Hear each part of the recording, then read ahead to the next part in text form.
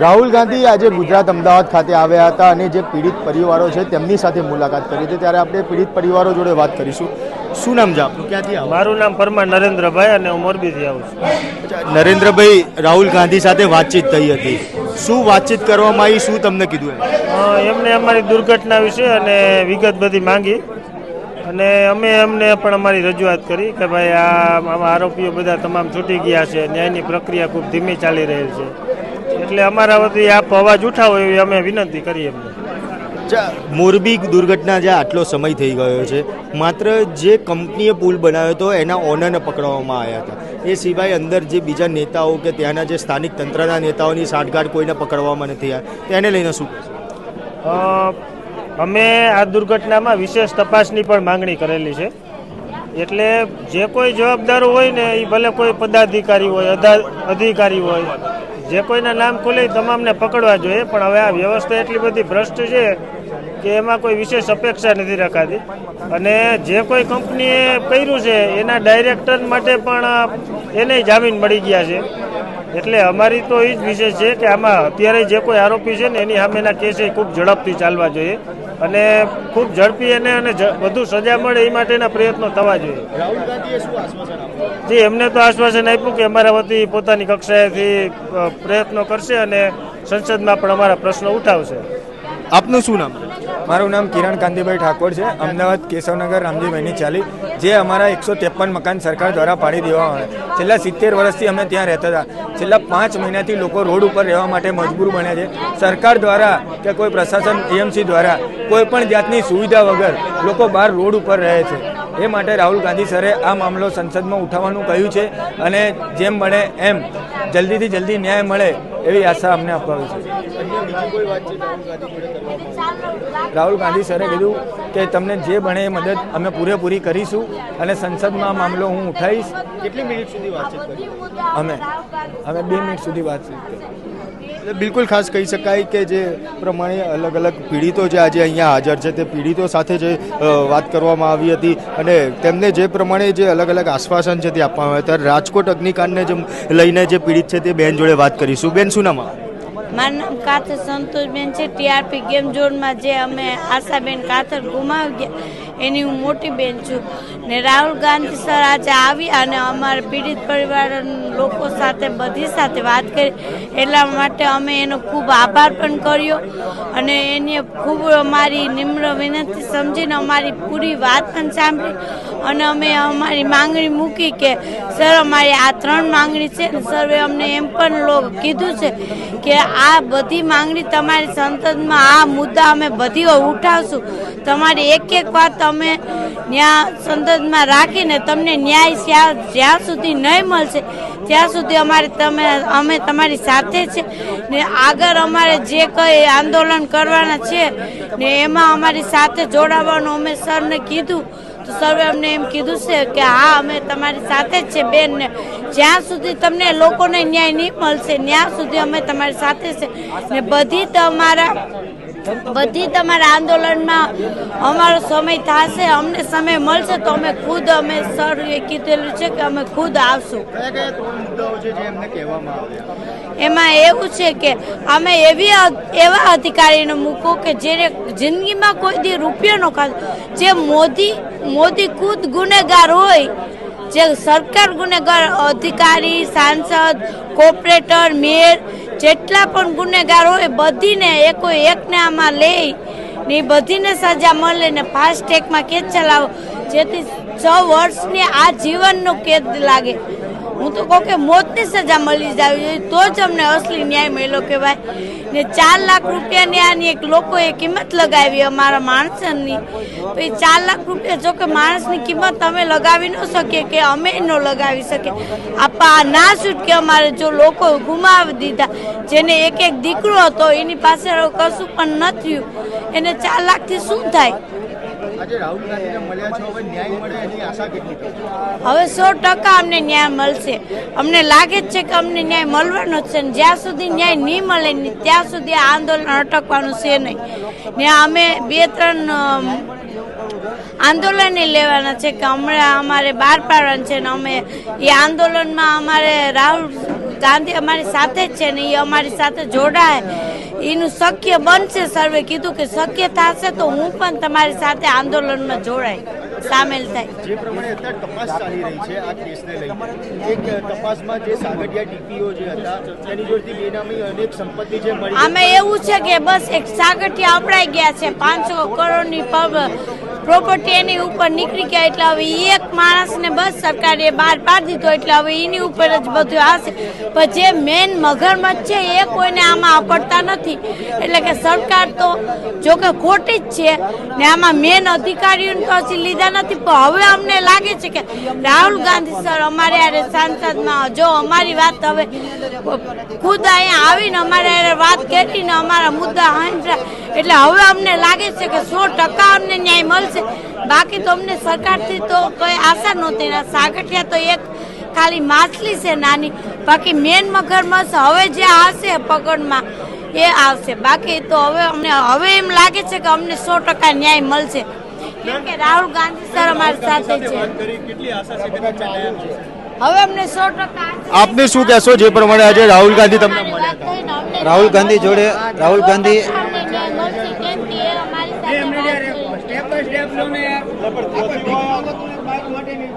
ગાંધી જોડે અમારે વાત થઈ, એટલે રાહુલ ગાંધીએ એવું કીધું કે તમારી શું છે અને આગળની રણનીતિ. તો અમે એમ કીધું કે અમારે લડવાની રણનીતિ છે.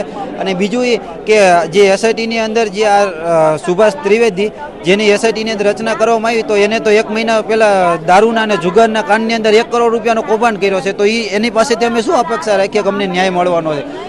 અમે એમ કીધું કે એસઆઈટીની અંદર તમે અમે એમ કીધું કે સરકાર એવા અધિકારીની નિમણૂક કરે કે જેને એની જિંદગીની અંદર 1 રૂપિયો નથી ખાધો, તો જ અમને ન્યાય મળશે. બાકી અમને ન્યાય મળે એવું આ સરકાર પાસે આશા નથી જરાય. રાહુલ ગાંધીને મળ્યા પછી હવે કેટલી આશા છે તમને ન્યાય મળશે? નહીં, ચોક્કસપણે રાહુલ ગાંધીએ કીધું કે આ મુદ્દાને હું લોકસભાની અંદર ઉઠાવીશ અને સરકારની સામે હું પણ બોલીશ. તમે તો બોલો છો પણ હું પણ બોલીશ કે નહીં, 100% આ જે પીડિત પરિવારો છે ને એને ન્યાય દેવો જ જોઈએ એવું રાહુલ ગાંધીએ કીધું. ચોક્કસથી ખાસ કહી શકાય કે જે પીડિત પરિવારો છે તેમના દ્વારા એમને કહેવામાં આવ્યું હતું, અને તેમને જ્યારે આજે રાહુલ ગાંધી મળ્યા છે ત્યારે આ તમામ પરિવારોને એક આશા જાગી છે કે તેમને ન્યાય છે તે ચોક્કસથી મળશે. તેમનો જે ખાસ કહી શકાય કે જે અત્યાર સુધી જે પ્રશ્ન છે તે પ્રશ્નને લઈને સંસદમાં બી તેનો જે મુદ્દો છે તે ઉપાડવામાં આવશે. એટલે કહેવાય કે જે પીડિત પરિવારો છે તેમની સાથે જે વાત છે તે કરવામાં આવી રહી છે, અને તેમને જ લઈને અત્યારે હાલ પણ જે અનેક જે પીડિત પરિવારો છે તે પીડિત પરિવારો આજે સાથે રાહુલ ગાંધીની જે મુલાકાત થઈ છે, અને તે મુલાકાતને લઈને જે આજે અહીંયા ગાડી જે અહીંયા કહી શકાય કે તેમને જે અહીંયા જે બીજા જે પીડિત પરિવારના લોકો છે તે લોકો સાથે બી વાત કરવામાં આવ્યા હતા. અને કહી શકાય કે જે રીતે જે પીડિત પરિવારો તેમને મળ્યા છે તે પીડિત પરિવારોને એક આશા છે તે જાગી હતી, અને તે આશાને લઈને આજે જે કહેવાય કે પીડિત પરિવારો ખાસ કરીને જે રાજકોટ અગ્નિકાંડ હોય કે ઉનાકાંડ હોય તમામ પીડિત પરિવારોને આજે રાહુલ ગાંધીએ અહીંયા મુલાકાત કરી હતી, અને તમામની મુલાકાતને લઈને તેમની સાથે જે વાતચીત કરી અને તેમનો જે મુદ્દો છે તે મુદ્દાને લઈને બી જે ચર્ચા વિચારણા કરવામાં આવી, અને એ લોકોને આશ્વાસન આપ્યું કે તેમના જે પ્રશ્નો છે તેમને જે ન્યાય નથી મળ્યા તે ન્યાયને લઈને તે સંસદમાં બી આગામી સમયમાં આ જે સવાલો છે તે ઉપાડવામાં આવશે, અને આ પરિવારને ન્યાય છે તે અપાવવામાં આવશે. સાથે કહી શકાય કે જ્યારે બી જ્યાં પણ જો કોઈ આંદોલન કરવામાં આવશે તો ચોક્કસથી કોંગ્રેસ અને રાહુલ ગાંધી તેમની સાથે જ રહેશે, અને તેમનો જે અવાજ છે તે અવાજ પણ ઉપાડવામાં આવશે. એટલે કે ખાસ કહી શકાય કે અહીંયા જે બીજા અન્ય જે પીડિત પરિવારના છે તેમની જોડે વાત કરીશું. શું નામ આપનું? મોહમ્મદ માહિર. ક્યાંથી આવો છો? વડોદરા. જે પ્રમાણે આજે હનીકાંડને આટલો સમય થયેલો છે, જે આરોપીઓને મુખ્ય જે અધિકારીઓની એની વાત કરવામાં આવે છે તે લોકોને લઈને અને અત્યાર સુધીની જે તપાસ ચાલી રહી છે તપાસને લઈને આજે તમે રાહુલ ગાંધી સાથે મળ્યા છો, તેમની જોડે વાતચીત કરેલી છે. શું વાતચીત કરવામાં આવી અને જે તપાસ છે તપાસને લઈને શું કહેશો? એ તપાસમાં તો એવું છે કે તપાસ તો આખી ગુજરાત જાણે છે કે કેવી રીતના વડોદરામાં તપાસ થઈ છે. જ્યારે વારે ઘડીએ કોર્ટને કહેવું પડે કે આ રિપોર્ટ નહીં ચાલે, આ રિપોર્ટ નહીં ચાલે, તો એ તપાસ કઈ રીતે થઈ છે તમે જાણી શકો છો. ને આમાં જે તપાસ કરતા જે ઓફિસરો છે અમને તો એવી શંકા છે કે આ ભ્રષ્ટાચારમાં એ લોકો પણ સામેલ હશે. તો જે પેલું કહાવત છે ને ચોર કે ભાઈ ચોર ચોર મોસેરે ભાઈ, એવી જ વાત છે કે આ એક ચોર બીજા ચોરને બચાવવા માંગી રહ્યું છે. રાહુલ ગાંધી સાથે આજ મુલાકાત કરવામાં આવી, શું વાતચીત તેમની જોડે કરી? જે રાહુલ ગાંધીજીને અમે આ બધા એવિડન્સો બતાવ્યા જે અમારા પાસે છે, બરોડામાં જે ભ્રષ્ટાચાર થયું છે એનું એવિડન્સો એમને આપ્યા છે, અને એમને મદદમાં એવું છે કે ભાઈ તમે લોકસભામાં અમારો મુદ્દો ઉઠાવો. અચ્છા, એમને શું આશ્વાસન તમને આપ્યું? એમને આશ્વાસન આપ્યું છે કે એ લોકસભામાં મુદ્દો ઉઠાવશે અને જ્યારે જ્યારે જરૂર પડશે ત્યારે ત્યારે અમારી મદદમાં ઊભા રહેશે. ડોક્યુમેન્ટ લઈ જવામાં આવ્યા અહીંયાથી? હા, ડોક્યુમેન્ટ આપ્યા છે અમે. તમામ ડોક્યુમેન્ટ તમામ અમારી એફઆઈઆરની કોપી પણ આપી છે. અમારા કલ્પેશભાઈના નામની એફઆઈઆર અમે કરાવવા ગયા હતા, પણ છતાંય 2-3 વાર અમે જઈને આવ્યા કમિશનર શ્રી પાસે, પોલીસ કમિશનર શ્રી પાસે, પણ એ અમારી ફરિયાદ લેવા તૈયાર જ નહીં. તો ભાઈ એક કેસમાં એકવાર એફઆઈઆર થાય, પણ પરંતુ આ કેસ જુદું છે. આ 2016માં થયેલા ભ્રષ્ટાચારની ફરિયાદ છે ને એ જે ફરિયાદ થઈ છે 2024 હરની બોટ દુર્ઘટનાની છે. બેઓ વસ્તુ અલગ અલગ છતાંય એ અમારી ફરિયાદી લેવા તૈયાર નહીં. આજે બાળકોને જ્યારે ત્યાં પ્રવાસે સ્કૂલમાંથી મોકલ્યા હતા ત્યારે કોઈને એવો ખ્યાલ ના આવ્યો કે આવી ઘટના બનશે, પણ આજે આટલા નાના માસૂમ બાળકોનો જ્યારે ભોગ લેવા આવ્યો છે અને જ્યારે સરકાર અત્યારે હાલ જે પ્રમાણે એસઆઈટીની રચના કરીને માત્ર તપાસ કરવામાં આવતી હોય અને ન્યાય આપવામાં આવતો એવી ખોટી વાતો કરી રહ્યા છે, ત્યારે શું કહેશો એને? સાહેબ, અમને આ બહુ નિરાશા છે કે અમારા છોકરાઓ જતા રહ્યા. મારો નાનો 3 વર્ષનો છોકરો છે, એ રોજ મેં જ્યારે ઘરે આવું ત્યારે મને પૂછે કે અબ્બુ ભાઈ સ્કૂલ સે કબ આएगा. હવે આ જે ઇન્વેસ્ટિગેશન કરતા જે ઓફિસરો છે, શું એમના ઘરે કોઈ ઓલાદ નહીં? એમને નહીં ખબર કે ભાઈ કોઈ ઓલાદ જતી રહે તો મા ઉપર શું બીતી? મારી વાઈફ અત્યારે પણ ડિપ્રેશનમાં છે. આજે ફર્સ્ટ ટાઈમ એવું થયું છે કે મેં એને લઈને બહાર નીકળેલો છું. બરાબર, તો આ જે ઇન્વેસ્ટિગેશન કરતા ઓફિસરો છે, અમને અમારી એ જ વિનંતી છે કે ભાઈ તમે અમારું નામ પણ કમસે કમ તમારા ઘરે છોકરાઓ છે એનું તો વિચારો. આજે અમારા ગયા છે, કાલે તમારા જશે. સરકારે સહાયની વાત કરી હતી, સહાય આપવામાં આવી ખરી હજી સુધી? જે સહાય પહેલાં 4 લાખ ને 2 લાખની વાત થયેલી, એ સહાય તો આપી દીધી છે અમને, પરંતુ એ સહાય આપીને તમે તમારું પાપ ધોઈ શકો એવું નહીં. કારણ કે એ સહાયથી બાળક તો પાછું નહીં, પણ એ પોતાનું પાપ ધોવાની વાત છે. 6 લાખ આપીને એમનું પાપ ધોવાની વાત છે, પણ એ 6 લાખમાં પાપ ધોવાય નહીં.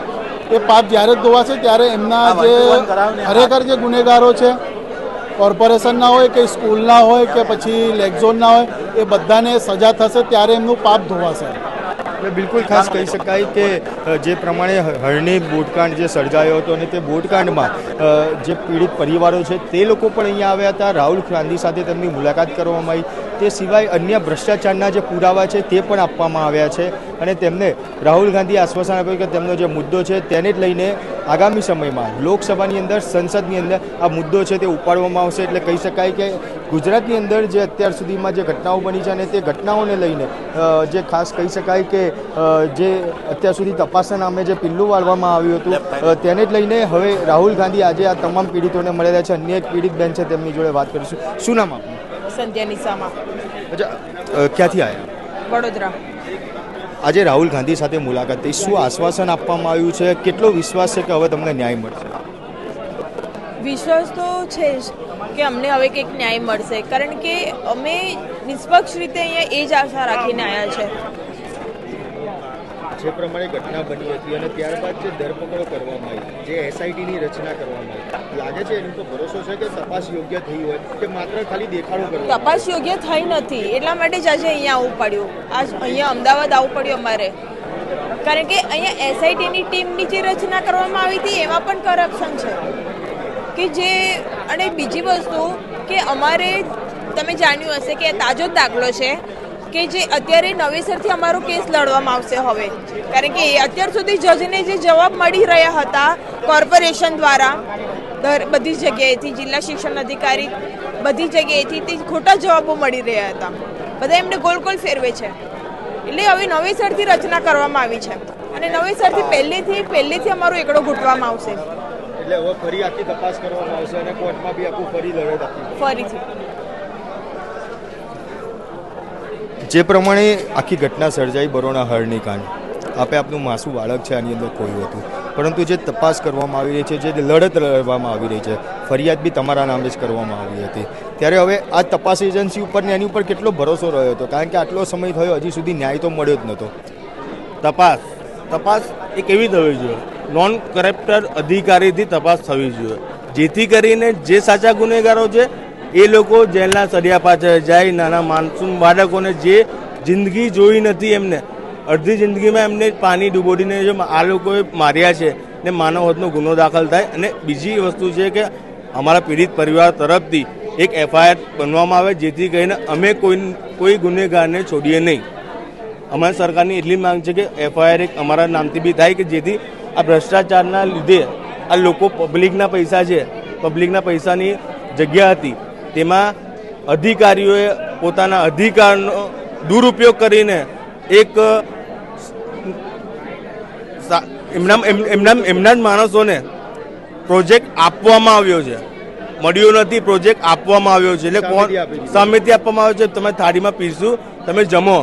એટલે આ વસ્તુનો ખુલાસો થાય ને મોટા અધિકારીઓ પર એક્શન લેવાય, એ જ અમારી માંગણી છે. અને બીજી વસ્તુ એ છે કે જ્યારે 6 મહિના વીત્યા પછી જો ગુજરાત સરકાર અમને ન્યાય ના પાઈ શકતી હોય ને, તો લોકશાહીનું આ છે, લોકો અને લોકો વડેથી ચાલતું આ શાસન છે, જેથી કરીને અમે એક ડૉક્ટરની દવાથી ફરક ના પડે તો સાહેબ બીજા ડૉક્ટરની દવા લેવા જવું પડે. એટલે મોદી સાહેબથી ફરક ના પડે તો રાહુલ ગાંધીની બી મદદ લેવા જવું પડે. અને આવનાર સમયમાં ઓવેસી બી આવશે ને આગળ અમારે ન્યાય આપવા માટે, તો અમે એના સાથે બી જોડે મળીશું ને આગળનું કામ કરીશું.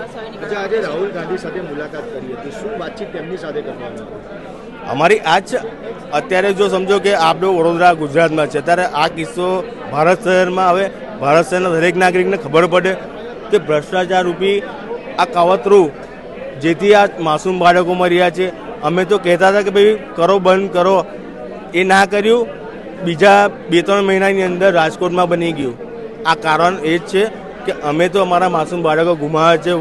ભારત શહેરનું કોઈ બી તમામ નાગરિક એનું બાળક ના ગુમાય, કારણ કે જે અમારા પર વીતી છે ને એ કોઈ પર વીતે ના ને, એવું અમારું માનવું છે.